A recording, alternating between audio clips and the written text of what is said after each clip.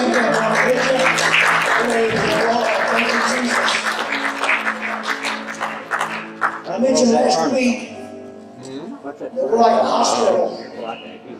Well, I tell you what, I'd rather be in this hospital than in a hospital in the country. Amen. Praise God. Good boy.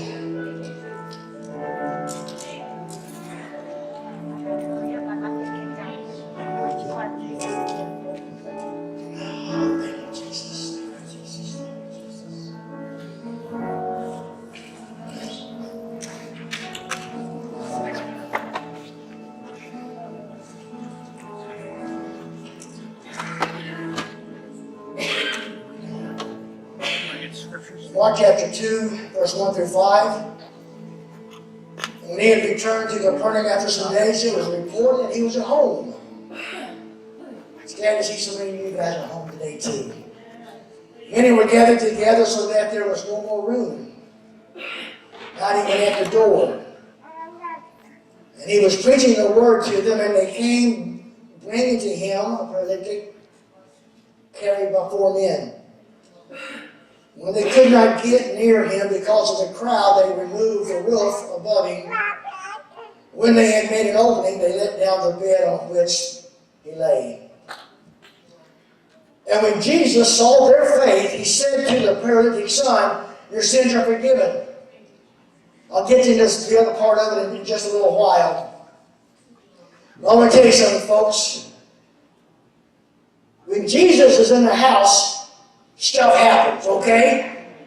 Now, in the King James it says it was noised abroad. I love that song, I Feel Jesus.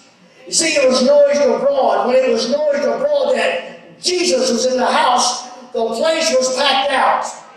Let me tell you, there's no better reputation that a church can have than Jesus being in the house. Somebody say amen. There's no better church growth. No model is better than having Jesus in the house. Some churches want it noised abroad about the facilities. They're wonderful programs. They're a friendly church, or they're this kind of a church, or that kind of a church. And all these things are good. But the point is, when a church is known by the presence of the Lord, and Him showing up, that's better than anything else we can offer, because if we can't offer that, we can't offer anything that's important. Amen? Now, the reason it's better is because Jesus will change you in ways that everything else will not be able to do. In John chapter 7, verse 45 and 46, it says that, you know, these guys, the Pharisees and the chief priests, they sent officers, they got upset at Jesus. They've been upset at him since day one. They began to come together and say, we got to arrest this guy. Man, he's causing too much trouble. So in John chapter 7, verse 45 and 46, he sent the chief priest, sent out officers to arrest Jesus. And the thing is, they came back empty-handed. Now, I believe Jesus could talk his way out of the speeding ticket. I don't think he'd be speeding, but just in case. But here they begin to get around him. They begin to think about, okay, we got to get this guy. He's causing too much mess here. And it said that when they came back without the Lord. I mean, it says here that they came back and they said, never a man spake as he spoke. Can you imagine a police officer telling his sergeant that? I mean, Mary here in another situation is in despair. And she meets him at the tomb, and when her eyes are open, I love it when God opens up people's eyes. When her eyes are open and she says, Master, she realized, yeah, he's not just my friend, but he's my master, he's my Lord. You see, nobody can say Jesus is Lord but by the Spirit of God. That's in the capital S. When Jesus is in the house, people will surrender. They will forgive, they'll change, they'll repent, they'll turn around. Lord, just like Zacchaeus said, if I have taken anything, I'll give it back to him fourfold. In Mark chapter 2, verse 14, the next thing that happens right after Jesus been in the house, he's walking around and there's this man called Levi. We know him now as Matthew. He was collecting taxes, and Jesus walks by him and simply says, follow me. Something about Levi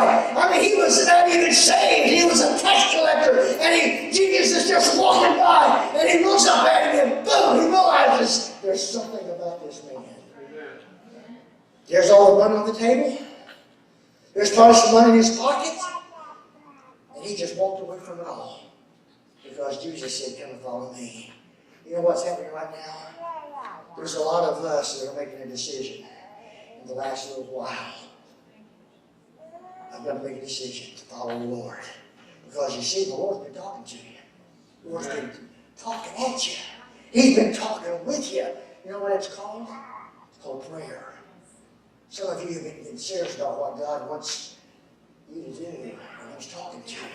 And you just got up and walked away. You gave everything up to follow Jesus. In John chapter 4, we know there's a woman of Samaria, an outcast. She had all kinds of mess going on in her life. But the Bible says, there was a man who told me everything I did wrong, and then he told me I could even drink out of this fountain of living water. I don't have to live like I used to live anymore. Amen. The number one priority of the church is to welcome, nurture, and concentrate on the presence of the living God being active in every one of us. If God is moving in and around us, we're going to have church. Is that right to put it that way? After we get that right, I mean, we got all these plans, we got all these books we can read, we got all these seminars we can go to, but I'm going to tell you what, if you don't get this right, you might as well forget the rest of it.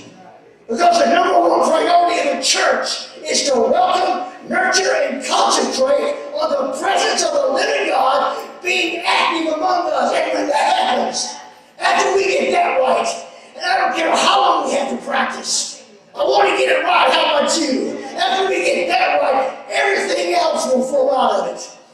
Evangelism, Bible teaching, preaching, outreach, all these things. But we've got to get the first thing right. Mark chapter 12 and verse 30. Jesus makes a statement. He says, and thou shalt love the Lord thy God with all thy heart, with all thy soul, with all thy mind, and with all thy strength. And into that statement, Jesus added this commentary. This is the first commandment. What's it saying? This is the first commandment, means that's the first priority that Jesus has. You do Mark 12 and 30 right, everything else will take care of itself. The job is, talk about is number one. This is our most important task. All other things hinge on that. Second thing I want us to look at here this morning is when Jesus is in the house, even though Jesus is in the house, still sometimes people need to be brought to Him. You see, He's going to draw a lot of people personally. But He also requires us to go out and compel them to come in. There are those who will never know Jesus unless we carry the stretcher and bring them to Him. The man in our story, he was completely unable to come to Jesus. I hear about people saying, I had to come to Jesus for it. Had no idea what they're talking about. They have no idea what they're talking about. But I'm going to tell you something. The man in our story wasn't able to come. But I want you to understand here, he wasn't going anywhere without some help. So what happened? 4 brothers, 4 dudes got him together, picked him up on a stretcher, and took him to the house of God. Actually, he took him to a house. But the house was filled up with all kinds of people. Some were there to just lollygag and look and say, well, what's he going to do next?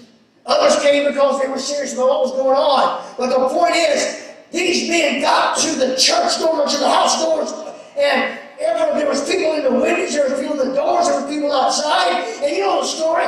They said, how in the world are we going to get him inside? I mean, there's no way we can get him in there. But what happened? They had an idea. They said, let's go on the roof. Let's go up on top of the roof. Unorthodox. I wouldn't want you to do that unless you don't have no seats. We got plenty of seats for everybody, so don't go up there. But they didn't have no place to put him. Now, the point I want us to understand here is this right here. Something happens here. He wasn't going anywhere without some help. And some people. Now, this man was paralyzed. But some of us get paralyzed by the twists and turns of life. Some of us are paralyzed by abuse, by the hands of maybe some religious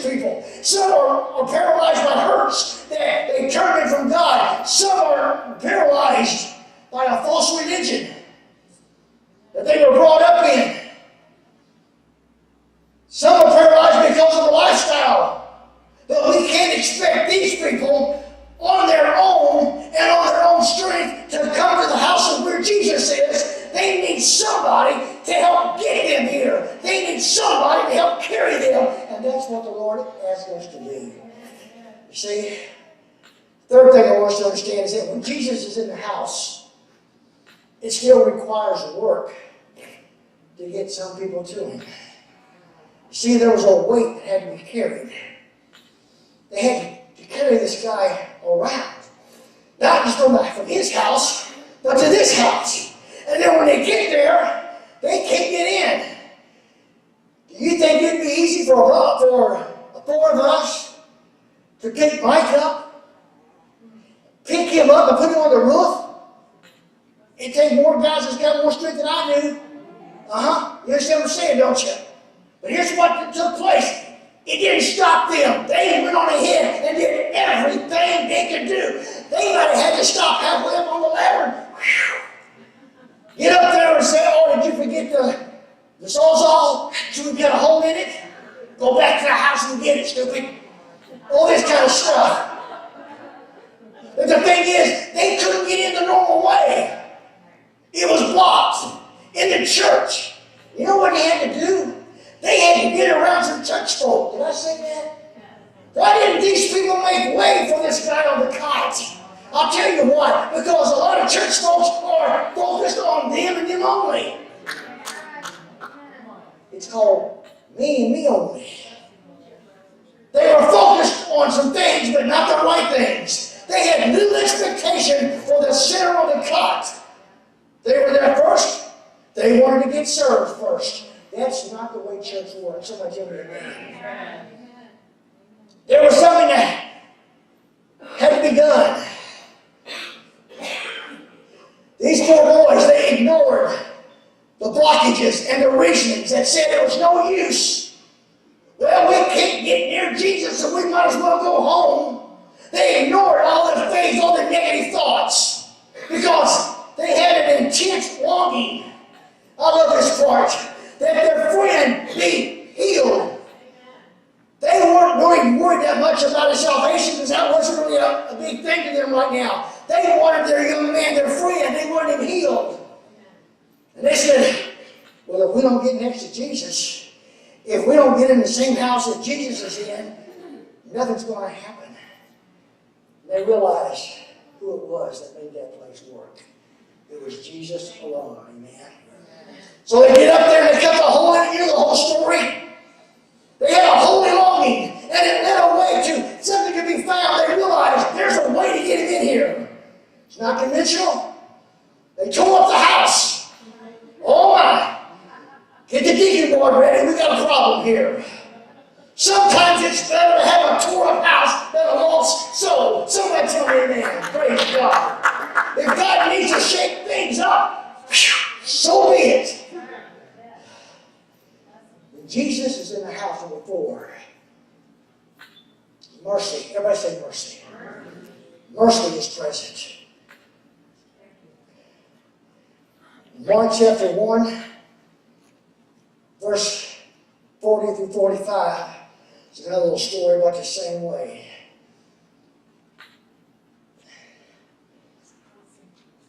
There's a leper. And he sees Jesus on the street. And he begs him. He says, Lord, if you're willing, you can make me whole. Jesus, the Bible says in, I believe it's the 42nd verse, 41st, he says, he was moved with compassion. You got to have it. You can't have church without it. Jessica, would you get me out, please? If you would, please. He asked the Lord, he said, Lord, if you will, if you're willing. He realized it's not to him to be healed. He said, Lord, if you're willing, you can make me whole. And it says that Jesus had compassion on him. And then he said something right back to him. He says, I will. I love that. I will make you whole. And he was made whole. Now something I wanted to understand here. Let me get back here for just a moment. It says that in verse 42 that the leprosy, his problem. We all got problems and we're honest about it. His problem left immediately. It says the leprosy instantly left the man. And you would think, help me out now, you would think that, all right now, this would be a good time for this man to go out and tell his testimony. But Jesus said, don't tell anybody. He says, I'm charging you. Don't tell anybody. And there was a reason why the Lord asked him not to say anything. Because it wasn't the right time for the Lord to be who he was supposed to be. And he said, don't tell anybody. Just go to the priest. Take care of business and it'll be fine. Well, the Bible says, if you look at that, the man couldn't stand it. You know, when the Lord does something to you, it's hard not to tell somebody, amen? I mean, when the devil gets on you, you tell your friends and your neighbors. Isn't it good when God does something, when the Lord does something, and guess what? We need to tell people, but the Lord said, don't tell anybody. And the man couldn't stop himself. Kind of like some good church folks. Couldn't stop himself. I just got to tell somebody. So what happens? He starts telling people. He starts telling about what the Lord had done. And instead of obeying, the man went everywhere proclaiming Jesus was a healer. But his disobedience, the Lord says, don't do it. Sometimes the Lord tells us to do things. And sometimes he tells us not to. We have to be obedient to both of them, amen? So instead of obeying them, this man went everywhere proclaiming Jesus as a healer. And his disobedience created a lot of problems for Jesus. You see, sometimes it gets messy. Can I tell the truth? Sometimes when everything's going on, sometimes it gets messy. Sometimes we get our fingers dirty. Sometimes we get sweat coming down. Sometimes we get dirty. Sometimes we get in filth. It gets messy when you're doing the work of the Lord. Because the devil does not want to let anybody go. Let me tell you something. This is why Jesus always had to go out to the desert. Because he had to have time to do what the Lord wanted him to do. In Matthew, Mark 1:45, it says, but he went out. He began to publish it. And to blaze abroad the matter insomuch that Jesus could no more openly enter into the city, but was without in the desert places. That didn't stop the people. If Jesus was in the desert, that's where the people went. It said, and they came to him from every quarter. Now, we're talking about mercy. Go back to Luke 5 for just a moment. I believe this man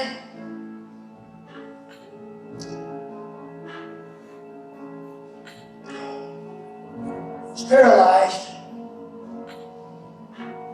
possibly as a result of some sin. You see, nobody can save Jesus and Jesus alone. So many thoughts come up that, well, can't we just do the best we can? Can't we just do this the best we can? Can't we read these books and get where we need to be? No, salvation only comes from the Lord, amen? So here's what happens here. Jesus healed this man.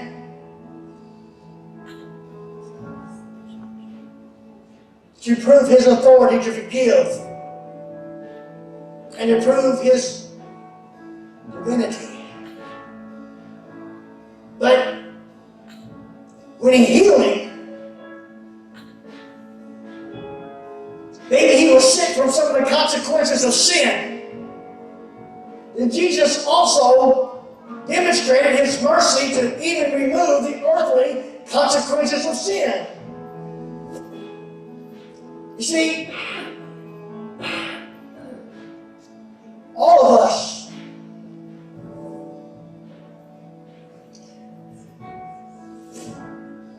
sometimes when we come to church, we're in a mess. That comes from some seeds that we've sown. The point I want you to understand here is that Jesus can take care of business. It doesn't matter what seeds we've sown. It doesn't matter what we've done. Yeah, Jesus can heal us, and it's beautiful. That's why when we get an altar call, people come up to be healed. That's beautiful. One of the most precious that happens is that whenever we realize that we need Jesus. We need Him in our life, we need Him in our heart.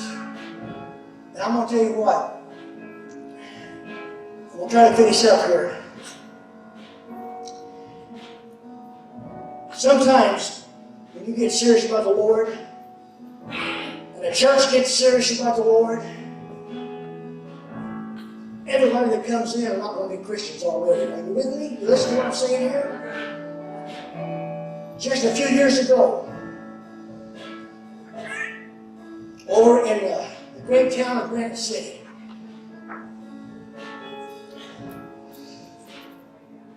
one man, one young boy, he was in his 20s. He was a mess. And his mom and dad lived right down the street from where we were pastoring. And he was walking by the church, and he'd walk by it 2 or 3 times. And something I can't explain to you, you just got to understand what I'm saying here. Sometimes the Spirit of the Lord rests upon people and we don't even realize He's doing it. And He rests upon a young man.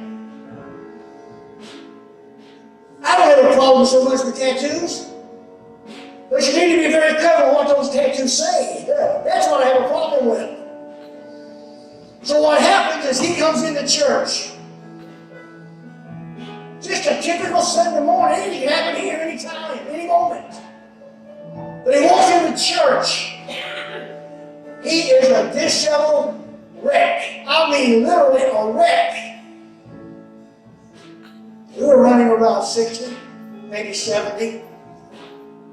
He walks into that church building, and I'm up here just preaching. The worship team gets up afterwards, gives an altar call, and he comes running to the altar. And man, I'll be honest, he reeked of alcohol. Smelled it so strong, you couldn't really catch your breath. You had to, and then go in for another dose. He come in. His name was Danny. He got up and he said, I thank the Lord for saving me. He'd never been to church once, but he knew what was going on. Well, he wasn't living with his parents. He was living in this place called the Arch House. Which is a house for those that are messed up.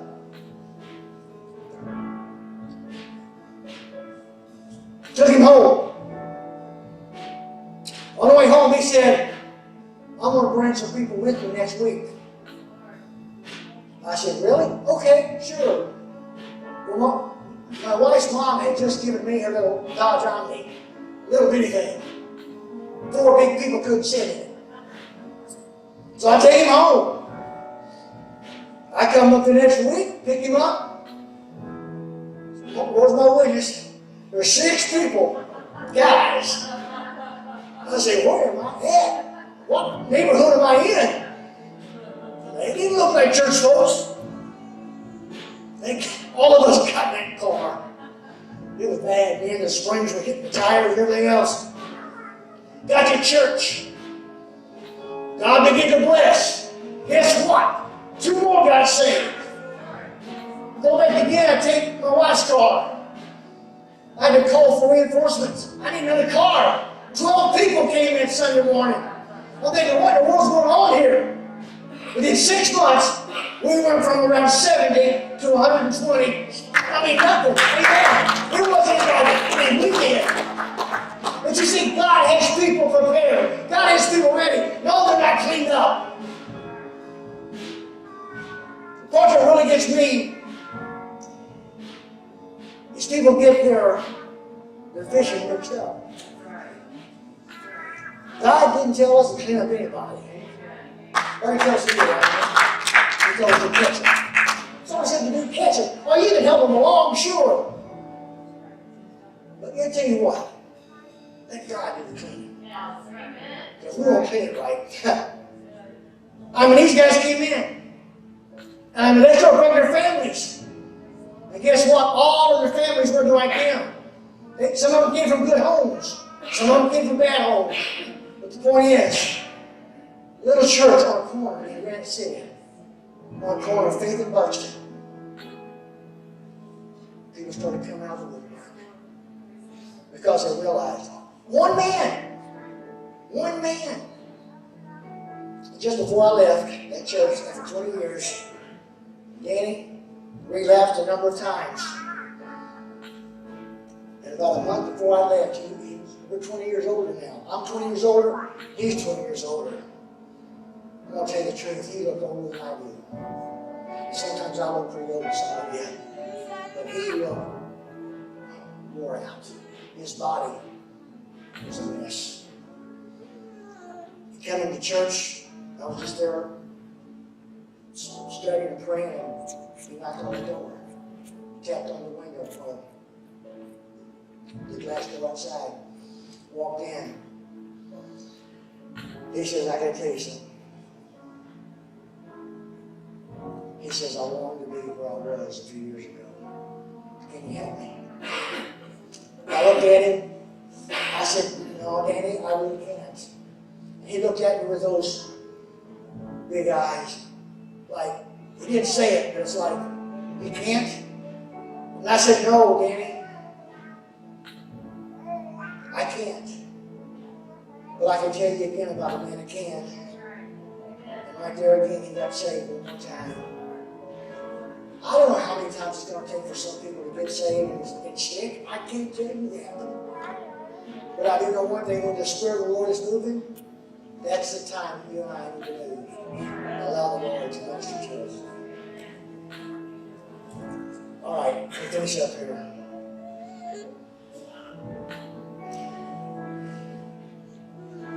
If we're serious about what we're saying, I mean, I'm the one talking here. I'm the one giving the message. But I think we all agree that we want this church to be what God intends for it to be. Am I right about that? Would you put your hand up? You want this to be what God wants? I don't want anything else. I don't want to just come to church for my health. I want to come to church to help other people. And we've got to understand, and I feel like we do right here. God is going to demonstrate His mercy on a lot of people. And that means that we're going to have to understand God's mercy. That we're going to have to let God do His work. Because you see, sometimes, everybody say sometimes, people are in a mess. It comes from seeds that they've sown.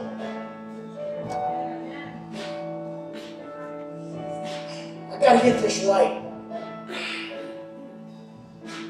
You ever go on a date? Remember those days? You date somebody. You think, oh, this is a pretty good deal here. Then you find out, well, he did this or she did that before they met me, and let's go ahead, let's do that. Well, that's too bad. But you see, a lot of people that don't know Jesus, they made some mistakes in their life. Amen. And we won't look at them and go, well, guess what? You're going to be in trouble, and I ain't going to help you none. That's not what God asks us to do. God allows us to touch people, to minister to people, to take care of them.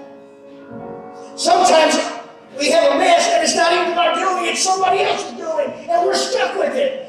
You ever had to clean up somebody else's mess? Go and say, yeah, sure. You had to clean it up.